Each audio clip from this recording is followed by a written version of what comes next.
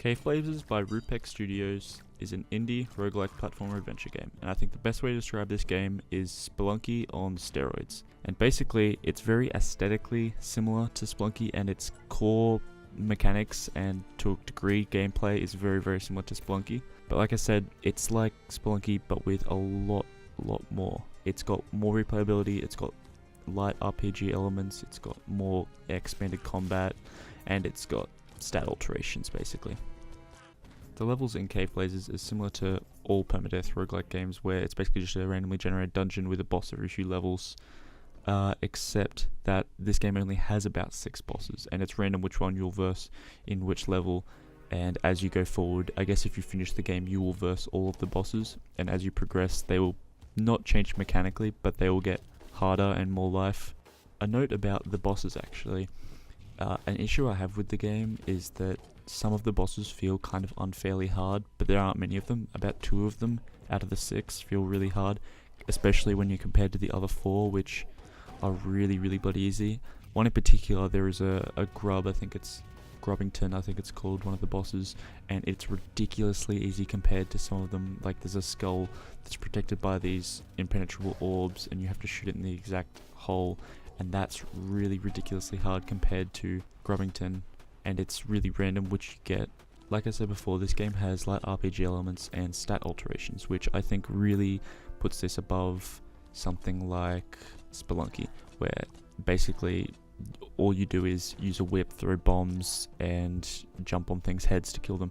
But in this, you can get perks before you even start your run that can define your run like almost completely. You can choose what kind of playstyle you want based on that, and then when you actually do your run through the levels, you can find abilities, which is random which abilities you find, but they can really change up how your playstyle, and they can change the combat or passives. There's so many abilities, I don't think I've collected them all yet, but they can really define whether you'll specialize in ranged or melee or magical abilities or all of them, or have like a completely unique run. Speaking of the combat, it is decent. It works alright. It's basically you can use melee weapons which you can find, which varies from like swords, whips, axes, or like more interesting ones that I can't remember.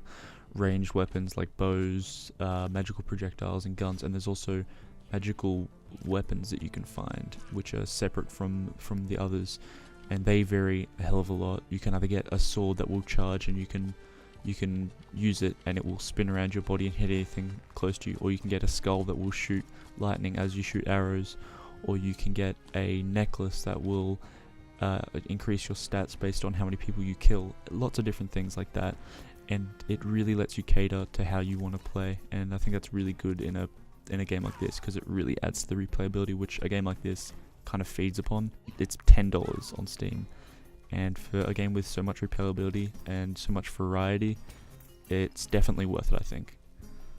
As good as the combat is in this game, it can sometimes feel like it devolves into a melee spam fest where you just run towards enemies spamming the melee button. There is a block mechanic that enemies can do where they attack at the same time as you and you clash swords, but it feels like it's not often enough to be really that substantial. The movement in this game is kind of akin to in Spelunky, except it's a lot better. It feels like it has elements of Super Meat Boy, which isn't a roguelike exactly, but you have those, the wall sliding, wall jumping mechanics, and it feels similar to that, which it works really well with a game like this because you can traverse the levels, and it's really important to try to get everything out of the level, all of the weapons, all the abilities, if you want to make the best use out of your run. And I feel like that works a lot better than something like the movement in Spelunky, which this is similar to, but a lot better, like most of the things in this game. Going back to the ability system, it's good, but it feels like it's broken at times because it will give you a choice out of 3 sometimes, or it'll just give you 1, but there's never a surefire way to get some of the abilities that you absolutely need to finish the game. Unless you're really bloody good, I don't think you can get to the last 2 levels or even the last level or finish the game without a sword that can heal you or an ability that lets you heal from enemies, because health items aren't exactly common in this game. I think they should be a lot more common and this would be more balanced, or else you really need that life drain perks or abilities, or the life drain swords, and those are pretty uncommon. It's completely luck whether you get them. So there's this element of RNG to the game that I feel like it's its biggest downfall, but I think that could definitely be changed if maybe there was more health drops or more health shrines, just because especially in the later levels you just don't get enough health to sustain yourself unless you're getting health from enemies. So there's that kind of shitty element of luck, and I really think that's the game's biggest downfall. Now I think this game is what I'd call a great podcast game, because you don't have to really pay too much attention to anything except for combat and movement and mild management of items and abilities. So you can always have something playing in the background like a podcast or a video. I think it's a really good game for that, and I think that's where I'm going to get most of my playtime out of this, similar to Binding of Isaac and Spelunky previously, and most roguelikes I think are good for this.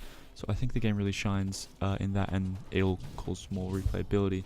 So just for me, I think it's a really good podcast game. In conclusion, I think this is a really, really good game, especially for a $10 roguelike. And I think if you like games like Spelunky, Binding of Isaac, Risk of Rain, I think you'd really, really enjoy this. And I'd definitely say that it's worth picking up, especially if it's on sale, because it's only $10 full price.